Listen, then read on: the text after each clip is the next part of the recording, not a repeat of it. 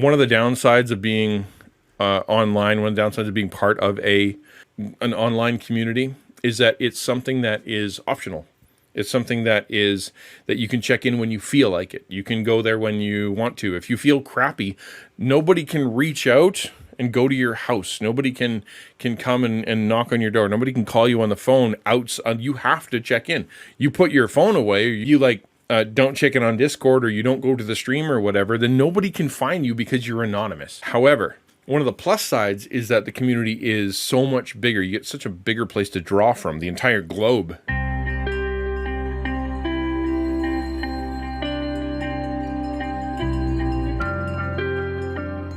If you hit !VOD or !Devo, you'll get the verse of the day. And it's a good one today. I love it when we're in 1 Corinthians in the middle there, especially chapter 12, because it's such a critical thing for us to remember. You talk about dependence on on God. Well, this is kind of similar to that, except for its dependence on others. And so 1 Corinthians 12:26 says, if one member suffers, all suffer together. If one member is honored, all rejoice together. That kind of became our unofficial taco network verse, because it might even become the official one, because that is the whole premise of the Creator Network, is that it's more than just a creator. I'm on my own and I want your help. We're mutually dependent on each other. We're interdependent. If we work together, I'm putting risk into the fact that if you fail, I fail with you. If you succeed, I succeed with you. We together are working on projects that we're trying to make great. And if it's great, we're not. And on top of that is meant to be interpersonal. Like, we have a creator liaison whose job it is to connect with individual creators and go, how are you doing on a personal level? How are you doing on a heart level? How are you doing on with your content? How are you doing with your your response that you're feeling? What's going on inside? Because it's not just a matter of, putting things out there. There's so much going on in here. And that's part of what we're talking about today in the chapter. I kind of want to go all the way up. Like, legit, I want to go all the way up to, let me read, why don't we read some of this, and then we'll get to verse 26, because I think the context of it is really important. All right, so for just as the body is one and has many members, so all the members of the body, though many, are one body, so it is with Christ. So this is a big part of an argument. This is a whole section of 1 Corinthians. Essentially, Paul telling Christians, listen, you're not on your own. You aren't supposed to be on your own. And just because you're a Roman or a Greek or a Jew or whatever you are, when you became a Christian, you became part of a much bigger family, right? The idea of racism or classism or whatever ism it's gone, because you were grafted together into Christ. You are now part of one big body, whether it be rich or poor, or whether it be Gentile for a life or Jewish person for life, or whether it be from whatever country, whatever nation. You're now a part of one body. Jesus is the head. For it says, we're one spirit, we're all baptized into one body. Jews or Greeks, slaves or free, we're all made to drink of one spirit. Which is a metaphor simply to say we were all saved by the same person, and we're all connected to the same God. Which is weird if you look at that, right? Slaves or free. Isn't that wild? The idea that in a society you have people that are in slavery, in economic slavery to another person, and they can both be Christians. In fact, one of the weird things that could happen was that this person who was a slave could go to church. Now they're the elder of this person who, their master at home is now someone who's supposed to be looking towards them for wisdom. Like, everything went all totally weird when it came to the church. And so they had to kind of navigate through this, especially considering so much of it there was very much sexism like crazy. Women had no value. Women were were meant to be temple priestesses and whatever, used for whatever reason. Women, couldn't own businesses. Women were, there's all kinds of sexism. Barbarians or people from Crete or whatever. That's why you get the word Cretan. That they're not worth anything. They're too dumb. They're too violent. Obviously, they shouldn't be hanging out with Romans. God can't possibly love them, etc., etc., etc. And all these people are brought together, smushed together, and they're told, you are now family, which is such a big deal. Okay, let me just kind of fast forward to where we were at, and to verse 26 here, which says, if one member suffers, all suffer together. If one member honored, all rejoice together. I just wanted to point that out and pause for a second to simply say that you need other people. One of the downsides of being online, one of the downsides of being part of an online community is that it's something that is optional. It's something that you can check in when you feel like it. You can go there when you want to. If you feel crappy, nobody can reach out and go to your house. Nobody can come and knock on your door. Nobody can call you on the phone. You have to check in. You put your phone away, or you don't check it on Discord, or you don't go to the stream or whatever, then nobody can find you because you're anonymous. That's one of the downsides of online community. However, one of the plus sides is that the community is so much bigger. You get such a bigger place to draw from, the entire globe, right? You can have people that you'd be like, nobody in my town understands me. Nobody in my church understands me. I can't talk to anybody. But there's this dude in, India. There's this dude in Australia. There's this lady in, Los Angeles. And boy, do they get me. They really get me. And so I have this relationship online with these people. So if you are suffering, if you are going through a bad time, please consider the fact that you're meant to bring that suffering, bring that issue to other people, as people in the church, people in Christian realm, to people like me, to people like those who are on the Discord, people who are in Christian, channels, people who are in your small group, your pastor in your hometown, whatever your relationship is. One of the things you're supposed to do is not only bear the burdens of other people, but share your burdens with others. How can they suffer with you if you don't open up your heart and say, I'm having a hard time, this is my area?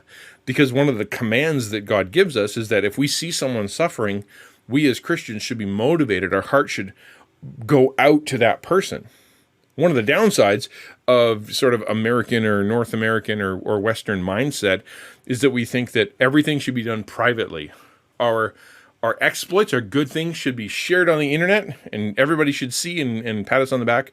But all of our suffering should be private because nobody will understand and everyone will mock us and we'll get trolled and people will get hurt. You can't trust authority. You can't trust anybody. And so all the suffering stays inside and all the exploits go out. But may I suggest that if you can find a group of people that love you, that love Jesus, that are compassionate, and you can find a group that's willing to open their heart and say, I'm going through a bad time. I'm confused. I have doubts. I have fears. I have lack. I have, I'm really angry all the time and I don't know why. I'm lusting like crazy and I can't stop. I'm spending so much money on stuff that I can't afford and it's killing me. If you can find a group of people willing to do that, you will get better. Your heart will heal. Your habits will change because you take that sin out of the dark and you show it into the light and somehow it starts to shrink and shrivel. It's when it's by yourself privately that it really seems to grow out of control. The problem is you have to be one of the people who is willing to share first, willing to open up your heart, take the risk to share, to say, I'm struggling with this, I'm hurting here, I'm broken in this way, I'm lost in this way, and yeah, I know I'm a Christian, and yeah, I know I'm supposed to be, victorious in junk, but I don't feel very victorious, and this is why. Take the risk to share those big sufferings in your life with others. We have, for our Discord, we have like a grief share area. We have a prayer request area. We have we have places on the Discord and in private groups where we open our hearts to one another. Get in the habit of doing that. If you're suffering, if you're going through a hard time, don't go through it alone.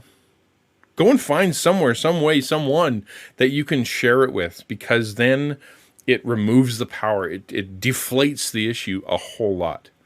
And then the other side of it is rejoicing together. If someone comes to you and they are elated or they're happy with something that happened, sometimes the challenge is you start to feel jealous, or you feel competitive, or you feel like you need to, take them down a peg because they're too high, or you feel like dismissing them because they're quote unquote bragging. Well, here's the other side of this. If someone is honored, we should be excited for them. I was talking to somebody on Twitter today. If you go to my Twitter feed, you'll see the conversation. And it was basically us kind of moaning about the fact that we really wish that our shorts would take off. I wish that I could grow better on TikTok. I wish that, I could go live and because I have 1,000 followers on TikTok, but I can't seem to grow at all. And this guy's, he started it. He's like, it's so frustrating that I did all this work and then I lost the file and people aren't watching what I think is cool. And we're kind of misery with each other. He's like, yeah, but my shorts look pretty cool. And he shared his number with me, and it's 10 times higher than mine. And my, the instinct kind of splits both ways. One is to go, what's he doing that I'm not doing? How come he's basically got the same amount as me, but he's getting more success? Maybe he's doing, but the other side of it, and, because I'm a bit more mature now, I hope, is to say, you know what? Good for you. I'm really excited for you. I'm so glad that God's using you in that way. Can I rejoice with that person? May I suggest that if you do have a victory, share it with others so we can rejoice with you. And if other people share something great that's happening, do the work to say, I'm so proud of you. Good job. You're wonderful. Don't make it about you. Don't say like, yeah, I wish I could do that. Just say, I think it's great. I think you're awesome. Keep up the good work. Thanks, Lizzie. Do the work of rejoicing with that person, even though it's hard. And even though sometimes you feel like you deserve more, if you can push out that rejoicing, push out that joy, push out that appreciation, you'll learn that your love for that person and your love for rejoicing with others starts to make you feel pretty good too. Because now it's less about you, and suddenly you're happy because others are happy. Not simply because you're getting victories, but you're happy that others are. And now all your little victories and stuff that you get are huge. Yeah, rejoice with those who rejoice. Exactly. That's the idea. Asgard says, being able to find a group online or in person where you can honestly open up with people who can be real with you and know they aren't going to judge you is so amazing. You can really connect in that environment. Yeah, it's hard to do though. Like, I am one who is willing to overshare more than others, simply because I believe that it gives you permission to share. So, but there have been times that shot me in the foot. I've gotten in trouble as a pastor, I've been at the church for 6 years. I'm pastor of the church. They know who I am. Because I shared something that shouldn't be shared by a pastor, or, like someone perceived as no Christian should ever admit that happened. They took it out of context, or they didn't even. They just they were mad about the fact that I was struggling in that way. So yeah, it's risky. It's risky sometimes, but I still think that the benefits outweigh the bad stuff if you're willing to open your heart. So if you want, come join the Discord, come hang out and share your heart. If you want to just talk to me, let's just become my friend on Discord and we'll chat. We can VC, we can do whatever. I want to be there for you. Or if you have a pastor at home, or you have a church at home, you have a small group at home, do yourself the favor of saying, I'm going to invest. I've just decided I'm going to go share with somebody. I'm going to find somebody. And I'm going to say, listen, this is my issue. These are my issues. This is what's going on in my heart. I don't expect you to solve everything. I need you to know so that you can suffer with me. And that's what all I need right now. You will be so shocked at how deflated that giant issue becomes. Suddenly that thing that was in your life that was like becoming everything to you suddenly looks so much smaller because you verbalized it to someone else. I promise you that's how it'll work. Actually, I got something really fun. Not fun. I got something that we can do. Here, check this out.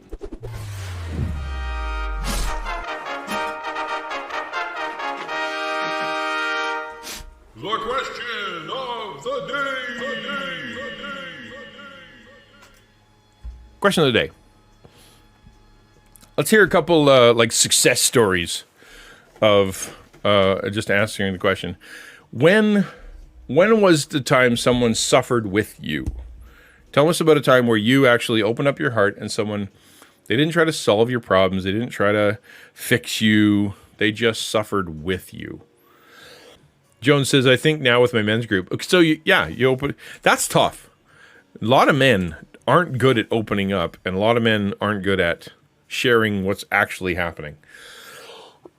My experience with men's group, is that they'll share like the top 15%. Like if you can get to 15%, you really feel like you're intimate with that group. But when it comes to actually like, I don't know, like getting to the real stuff. Like for example, I've been part of groups where they were together for a long time and they were meeting together and they were, talking about, how, porn is a struggle, money's a struggle, marriage is a struggle, girls are a struggle, alcohol is a struggle, smoking is a struggle, swearing is a struggle, did like stuff that's like here, it's fine. But then we did a series on, I think what was it called? It was a John. Wow, it was a long time ago. Anyway, it was one of the series. Essentially, it got into family of origin stuff, relationship with with your father, like your actual father, and the things that can happen in your life if you got a messed up relationship with your father. We did like a 6-week, 8-week video series, and all of a sudden the dudes who were there, one of them broke, and he's like, that was me. That is me. I am so... messed up with my relationship with my dad, and it messes up my relationship with my kids, and it's something that I know has been wrong for a really long time, and and he just dumped it all out, and then all of a sudden, there were like 2 or 3 other guys that were like, yeah, me too, and they never would have opened their hearts to talk about how difficult it is with their relationship with their dad and how messed up their family life is because of it.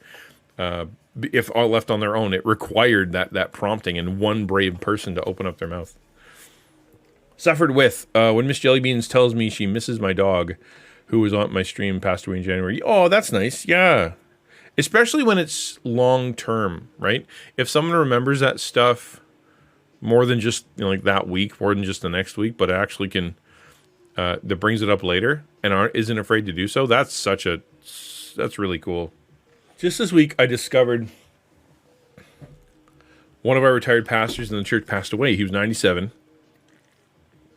but he was still preaching through sitting down. I used to fetch him a drink and some biscuits in the church coffee bar. He always had a big smile, so appreciative.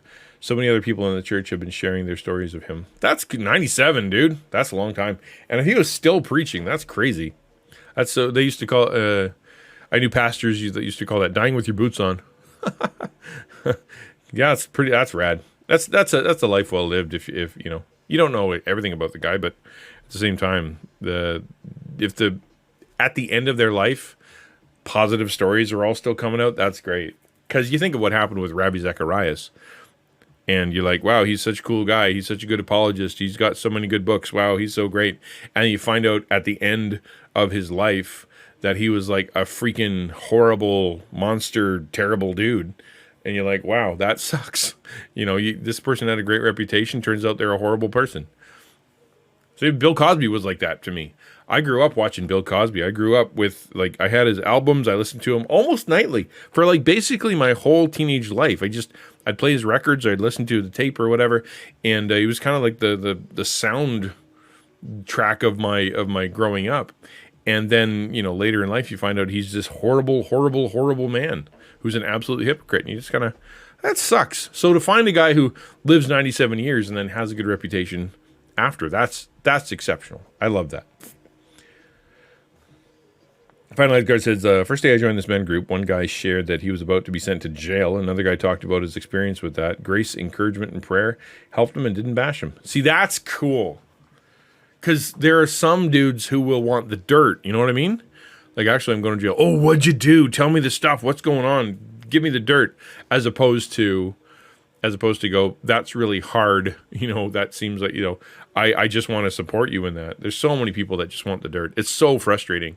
I experienced that with my son. I experienced that with my, I've got family members going through mental illness stuff, and like sometimes you can just tell that person, even though if they're a believer, the only way they know how to care is that they just want the gossip, and I can't tell you, I don't want to tell you. And the only time you ever ask is when you want the dirt. You never come around and like support me. You just want the story. And it makes me frustrated, which I'm sure you experience as well. Lightgate says, Amadeus's diagnosis. Many suffered with us and at times still do. There's not much new stuff for me, although, of course, there are other things going on in our lives, not many this intense. And yeah, I mean, that's right. That's not a bad thing. Like you have all this big giant thing and it's going for a long time. I know that feeling where you have this giant crisis, this huge issue, big explosion, and then it just like the fallout. It's like radioactive fallout for 3 years. And I've had people are like, you're still going through that? Like, wasn't that 2 years ago? And I'm like, yeah, it didn't go away. Like, no, it didn't go away. Like, what did you think was going to happen? Suddenly everything was going to get better three weeks later? Like, no, it didn't work that way.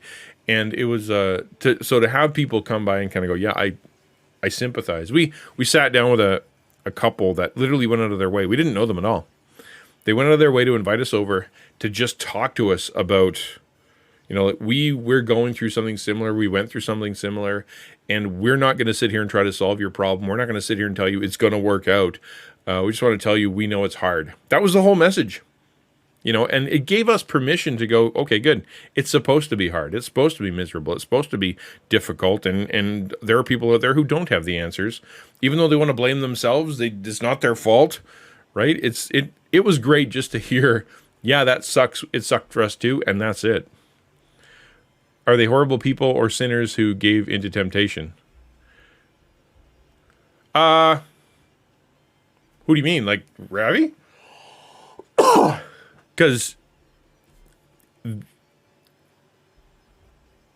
one of the things that God hates a lot, and that people hate too as a consequence, is hypocrisy. Showing yourself to be one thing, but actually being another. Saying that you believe one thing, but actually doing another. So this guy was married and yet cheating. This guy was saying he cares about young people and college students while abusing them. He was, talking about, salvation and the importance of knowing God and humility and blah, blah, blah.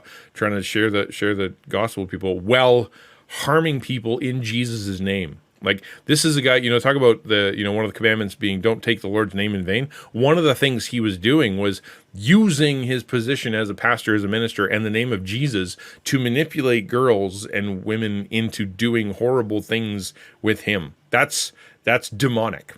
That's demonic. That's not just, oops, he got tempted. That was willful, hypocritical, demonic activity. And it should be hated. Lightgate feels like a broken record. I mean, we all do. You're not alone. Life is like a record player for a lot of us. Like, honestly, the suffering doesn't go away. See, we're so used to watching TV. Ravi and Bill Cosby were both horrible people. They turned out to be horrible, hypocritical, miserable people who said the exact opposite to what they were doing. That's horrible and hateful and terrible. But yeah, so, I mean, talk about, we're so used to watching sitcoms and movies and videos and shows and whatever, that in half an hour you go from there's a problem to here's the solution. And it's just, we're so used to it that we feel guilty for having a problem for more than 2 days, for more than 3 days. And we end up, and because so many of us are going through so many difficult things, and we don't have compassion, and we don't have training in how to talk to people, we don't have the intimacy with others, we tend to feel guilty sharing, and other people don't have the capacity to walk with us. You probably experienced that. Like, you're going through a tough time, you share with people, they go, oh, that sucks. And then like a week later, they're like, aren't you over that yet? Like, all the casseroles stop coming and all the calls stop coming and all the questions stop coming. And if you keep going through the misery for any period of time, suddenly some of the people, not all, some of the people actually look at you and go, your misery is making me sad, get lost. which I have experienced, and it sucks. But I just think we're not practiced at it. Like, honestly, we're just not practiced at it because many people go through miserable stuff for a long time and would love it if we could walk with them. Lizzie says, thank you. This is what I needed to hear today, to share our suffering with others and trying to find someone to open our hearts with. We do. And I think we all kind of know that because we've been told it a million times. But put it this way. When if you're sinning or if you're suffering, which, is in, like, it's your fault because you're miserable, or it's someone else's fault because you're miserable, or it's just, life makes you miserable, whatever, it grows in your heart. You literally, as you think about it and as you dwell on it and as you process it, as you try to find solutions that aren't working, it gets bigger and bigger and bigger. And this monster inside of you becomes so imposing. And what you don't realize, it's kind of like a shadow as the sun goes down. When you get the big, big shadow, the thing's still small. The thing hasn't changed size, but it looks so much bigger because you're looking at the shadow. If you cast light on that thing, as in you bring it out of the dark, you share it with a person, you talk to God in prayer, you open up your heart to a counselor, you just kind of just post about it online and being like, you know what, I'm actually going through a tough time right now. Maybe some of you don't understand, but this is what's happening.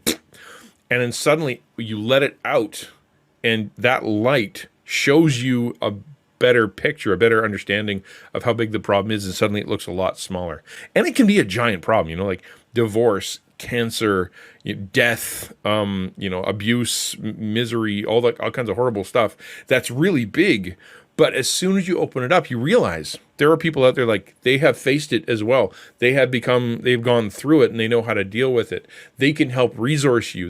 You can be bouncing around trying to find solutions for like forever and not find them. And they're like, actually, I've got like 3 things that can help you, or I will walk with you, or I will sit with you, or them just saying, yeah, that sucks, gives you permission to cry. But it doesn't happen until you open up your heart and open up your mouth to share. Pops Racer said, the action should be hated. That's the horrible part. But as a human created in the image of God, I'm not convinced that they're horrible people. I guess I see, Pops Racer, what you mean, but at the same time, you know a person by their actions. You know a tree by their fruit. You know the Jesus saying that figs aren't gathered from thorn bushes, right?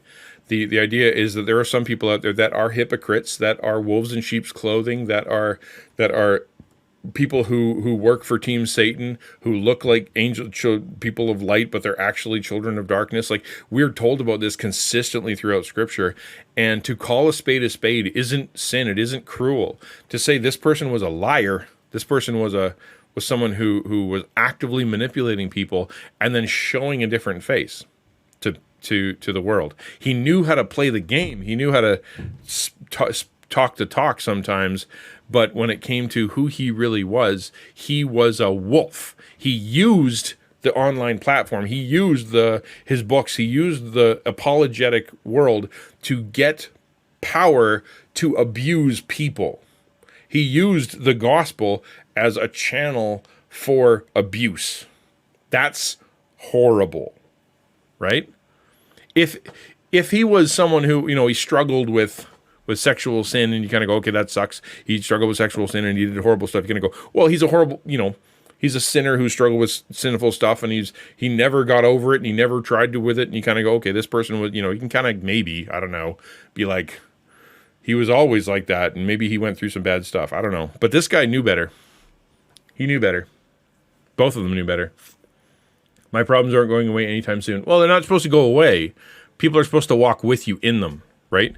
The fallacy of believing that if I share my problems that I'm owed a solution is not true. Sharing your problems does not mean you're going to get a solution. Sharing your problems mean you're going to get people to walk with you, bearing each other's burdens. It's too heavy for you, but like 4 or 5 people can bear it with you. Doesn't mean it's going to solve it. Lizzie says, this is exactly how I feel, so I just don't share it with anyone at all. And I struggle with it too, because I've been beat up and I've been abused by people who I've shared my heart with. But I've learned that if I keep it inside, if I just pretend all the time, that it eats me away like cancer. It chews me up and spits me out from the inside. It's like having a monster inside of me. And so therefore, it's better to risk it and to share than it is to keep it on the inside in fear. Because all that does is give the enemy a foothold to mess with me. It makes me tired. It makes me anxious. It makes me angry. It makes everything I do poisoned a little bit because I'm not willing to take it out. It's critical. Graphic says, the hard part as a leader is you know that and would easily share it with others, but it's hard to apply to ourselves. We all need help when it's not bad. A leader needs help too. Well, and the problem with that is you got to find the right group, right? So I believe as a pastor that you shouldn't be dumping all your problems onto your congregation.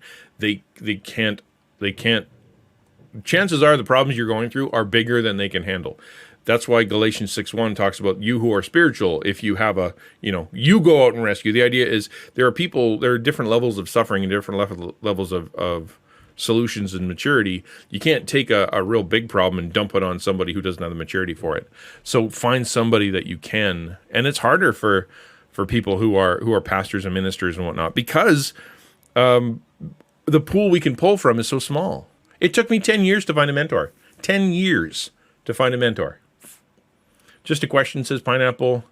If you share with someone you are kind of giving out your emotions and difficulty and they're taking them in, sometimes that person can reach saturation point themselves and so you stop sharing.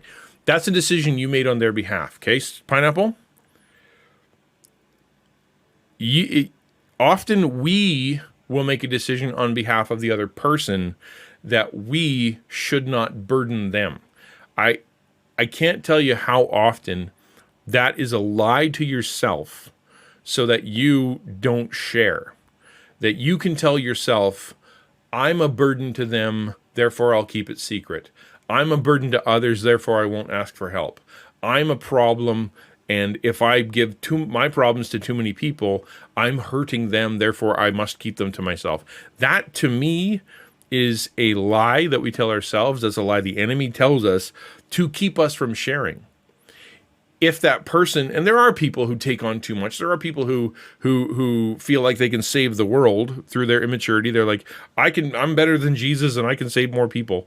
But more often than not, that thought of I'm not going to tell anybody whatever this is, or I'm not going to tell that person more because it's too much.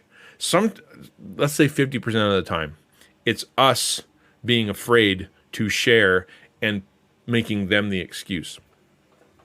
I would say share with them, and if you feel like that, give them the permission. Say, listen, I'm going to share a lot. I'm going to open my heart, and I've got a lot going on.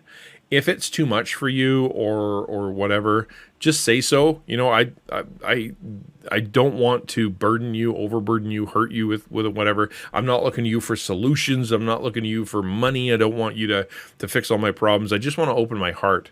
So just recognize that. And I've warned people. I've had people say, what's going on, man? You're really going through some tough stuff. And I've gone, if I tell you, you're going to know some stuff that's really, really difficult. Are you sure you want to know? Because it's some pretty insane things. And I've had people go, actually, no. It sounds like it's something that you should keep between you and your family or whatever. And I have people who've said, sure, of course I want to know. I love you. And then I dump the whole truck and they just kind of go, wow, I had no idea. But they don't try to solve the problem. They just like, well, I'll have more compassion on you from now on. And that's good. Which is better? Find someone who you can share with and who shares back. It depends, right? Depends on the relationship, Pineapple. Like the idea is if for a counselor or a pastor or a psychologist, a psychiatrist, whatever, that's a one-way relationship, but it's still a valuable one. You're there to unburden yourself to this person. Their job isn't to tell you anything back, right? In the same way that if you are someone's advisor or someone's helper or someone's boss or whatever, your job isn't to help them. Your job is to teach them how to do their job so they can go do their job. I think in the same way that you have certain relationships that really are meant to be one way, and that's okay. They're meant to be. The pastor that you go tell or the counselor you go tell, they're not disingenuine because they're not pouring their heart out to you as well. They're simply, their job is to come in alongside you, bear the burden, give some advice, pray with you, and that's what they're supposed to do because they're mature enough to do that. However, it is better on a one-to-one relationship level if you do meet somebody who is reciprocating with sharing themselves. Because what can happen is you can dump onto somebody, you can share with someone, you can share with somebody, and if you never get anything back, there's a good chance that person just loves eating drama, and they're gonna gossip, they're gonna go behind your back, they're just assembling stories because it makes them feel good about themselves, it makes them feel like they're a counselor. I can't tell you how many people have come to me and be like, people just love opening up to me, they just do it, and I'm like, well, chances are you ask questions, they open up. Do you open up back to them, or are you just feeling good because you feel like people are talking to you? It would be lovely if you had the mutual relationship of need with that other person. That's hard to find too. I'd say that's hard to find too. But depending, like, the answer to the question is depending on the relationship. And to ukulele's point, like, God is the ultimate version of, God needs nothing from us, but he wants everything from us. Like, he needs nothing. We can't help him, but he says, I'm available. Tell me everything. Open your heart about everything. Bring me everything. There's nothing I don't know already. And so therefore that relationship isn't reciprocal, but it is the most important relationship in our life. Xander said she also said her ex-husband called, who basically has brain cancer. Bummer. And you got it from being over in Afghanistan in the military, but didn't believe it. And I think he's wanting to make amends with her, and she's kind of up in the air about that. And supposedly she has only 10 months to live. That's rough. So I assume that, I mean, I'm a believer in reconciliation. I'm a believer that we should keep the door open for reconciliation for anybody. We just should. So therefore, but I don't know the situation. Like, was he abusive? Is he manipulative? Is he trying to steal her money? Like, I don't know, right? So you just can't give flat out advice. But I will say that I think that as a Christian, our job is to keep the door open the door should be open for reconciliation at all times. Yo, Chovy! I've been sharing, but not expecting them to solve the problems. That's good. That's what you should do. That's what you should do. Although that being said, you should ask for help. Don't be afraid. If you have a need, like it's like, I'm struggling right now. Cool. What are you struggling with? Well, it's a financial thing. Oh, how much do you need? Is not a bad thing. There are people in this world who are given money, extra money, and God says, I gave that to you to share. So it's okay to ask. Just don't expect it. But be okay with asking. Pastor says his actions were horrible. One last question. Wondering if Jesus would call him a horrible person. What are your thoughts? I mean, I would say look at the woes. Look at the 7 woes to the Pharisees when Jesus is standing on the steps of the temple and he's calling out the woes to the Pharisees. Look at the words of John the Baptist to the Pharisees. They are not. It is not. You guys are trying your best, and it's just you're making mistakes. And I told you, you're nice people, but you're just getting it wrong. No, it is you are twice the sons of hell. You're whitewashed tombs. You make other people sons of hell. You are, it's super intense, and it's not couching language. Some people, Jesus looked at right in the eye, and he's like, "You're horrible." You are a hypocrite who makes hypocrites and sends people to hell. And he judges them, and he warns them, and he condemns them. So yeah, I would say yes. Like, we should be careful who we do that to. But yeah, like, we should be able to call a false teacher horrible, because they are. I followed, and then I had to bail, but I'm back now. Yo! Good to see you. It goes all right. So today, I woke up sleepy, but I jump on the stream because it's my job, and I've been able to have a good conversation with you guys, and I'm appreciating it. I keep coughing, but I feel a lot better. It's just that I've got this cough because I am talking, and other than that, as Ligate pointed out earlier, I could use some exercise. I could use a little bit of time outside, but other than that, I'm doing pretty good. Quiz, hi, so I'm bouncing in and out of stream constantly because of work. Yeah, dude, appreciate it. I often get, Sis Pineapple says, I often get people coming up to me wanting to share things, deep, genuine things, but I find that share a bit back maybe later, they don't seem to want to know. I share a bit back maybe later. I just assume they're not in a place to take that burden. Well, I don't know. I think there's a lot of immature people out there who believe they're obeying God when they say, "Sure, I'd love to hear your burden," but they don't recognize the what they're entering into, right? They just can't handle it. I think there's a lot of immature Christians out there and a lot of immature people out there who think they are far more mature than they really are. They're like, "Yeah, I can handle that burden." Then they get told and they realize they can't. Or, "Yeah, I can walk with you," and they realize that they're not mature enough to do that. Or they don't realize it and they just blame other people. Honestly, a mature person who can consistently come to you and be able to ask how you're doing, to walk with you, to walk through that, it's pretty rare. But that being said, if you really do value that person, there's nothing wrong with opening up your mind and opening up your heart and going, "You know what, I'd like to get to know you better. I'd like you to get to know me better. So would it be okay if I shared a bit more with you?" It's hard. It's hard to do because it's not natural. We all want to hide.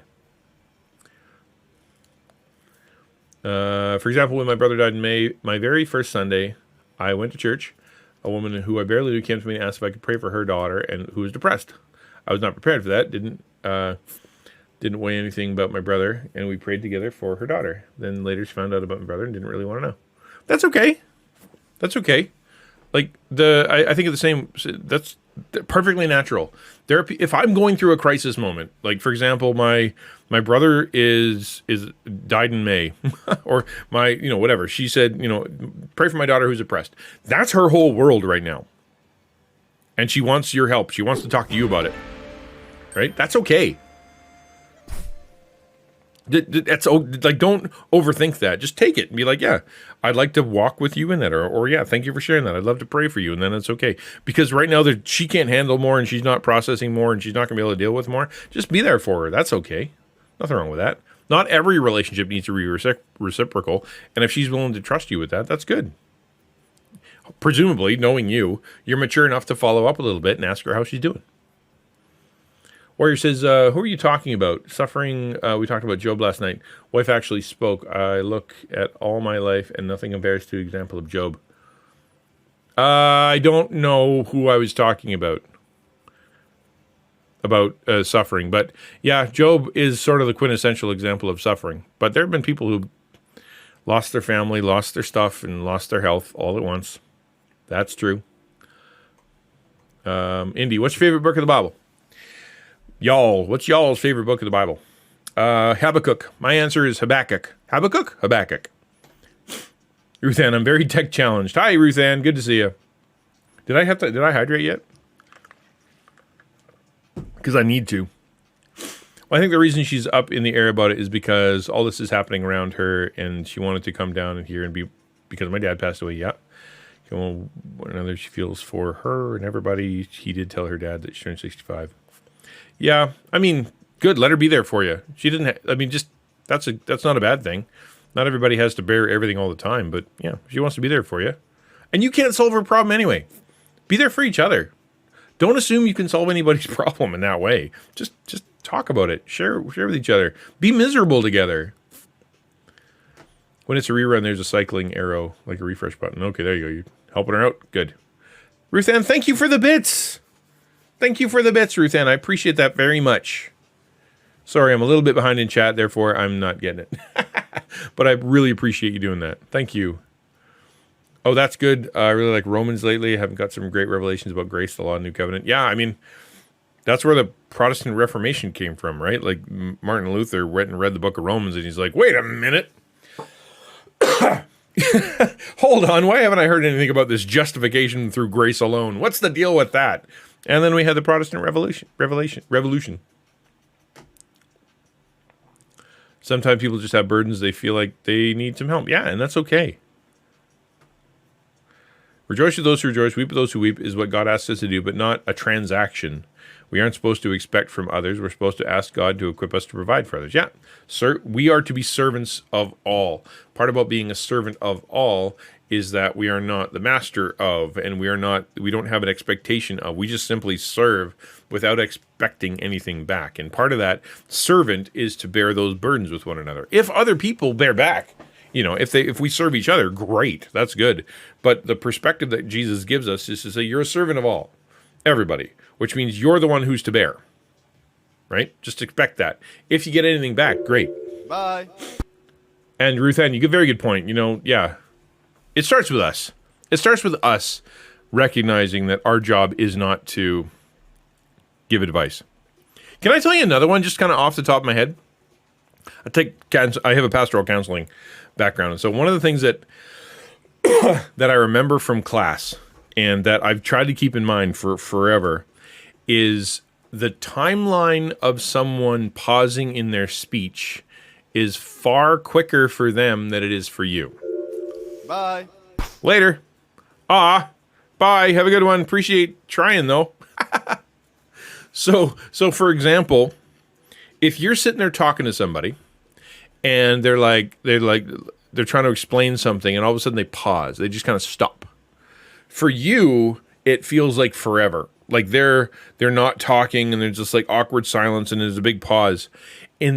Remember, in their mind, even though 10 seconds have gone by for you, it only feels like 2 seconds have gone by for them because they're racing, trying to Lego put together some assembly of words to be able to convey what's all the complexity inside of them.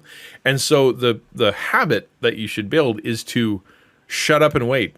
Don't fill the air. Don't ask another question. Just wait. Right? So say you're talking to so what's going on today? Oh, it's been a pretty miserable day and I haven't been feeling very good and a lot of stuff going on. Oh yeah? How come what happened today? And all of a sudden, pause. That's the person going, processing, trying to put it in order, explain it from a different level, et cetera, et cetera. And then they'll speak. But if you fit in another question, right? If you wait for that pause and you're or you start something else, you're not going to get the answer to your first question and it's going to throw them off. So just shut up and wait. That has been such an important thing for me to remember. I'm going to take a bite right now. That way, yes, I will eat the pie. Hi, Josh. Good to see you, man. Long time no see, bro.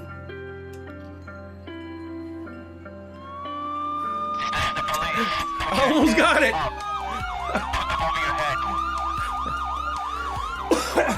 I almost got the pie.